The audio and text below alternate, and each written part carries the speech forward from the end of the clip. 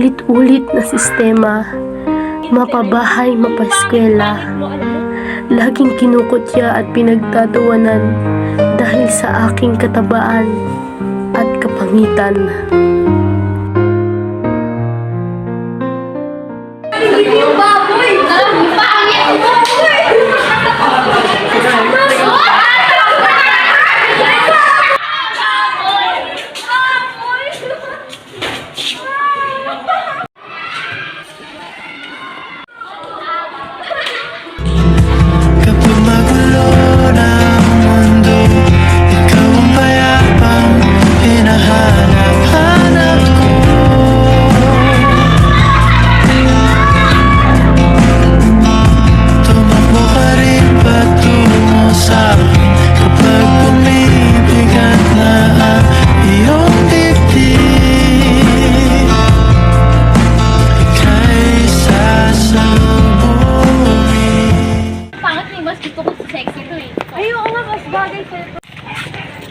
Labis na paras kayo ng tali. Hindi yun.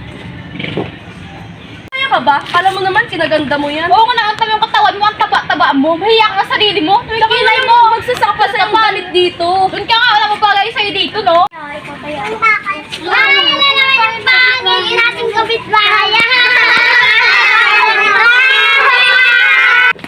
Uy, Bessie, bakit ka umiyak? Huwag mo na iyak yan. Tara, inom na lang tayo. Ano naman ba problema mo, Bessie? Yung katawitan mo? Hay nako, isang gin lang yan. Tapos na yung problema mo. Gusto mo, dagdagan pa natin ng shabu eh. Inasaan na? O, eto oh.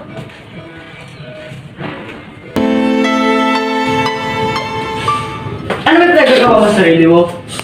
Kala mo ba ma-solusyon na yung problema mo sa shabu na yan? Bakit? Sino ka? Parang pigilan ako sa gusto ko. Walang nagmamahal sa akin. Lahat kayo, inusgahan ako. Nandito pa ako na nagmamahal sa'yo. Tigil mo na yan. Para sa akin, maganda ka. Na-realize ko na ang tunay na kagandahan ay nagmumula sa ugali. Pinaramdam sa akin ni Jay kung paano maging matapang at hindi sumusuko sa hamon ng buhay. Ewan ko ba kung bakit ikaw lang ang nasa isip. Nahuhulog na naman pero hindi mo ko maramdaman. Ikaw lang ang nakikita pero di ka maniwala. Nahuhulog na sa'yo.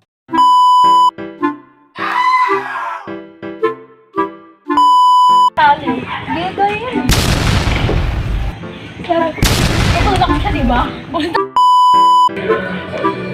Benson yung sabo. Halingki pa!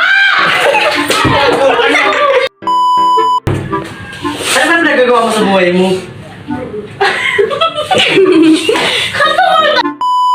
Ka mag-review, dapat.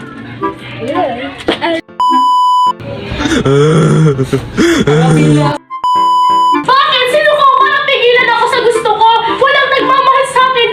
Lahat kayo, inusgahan ako. Nandito pa ako!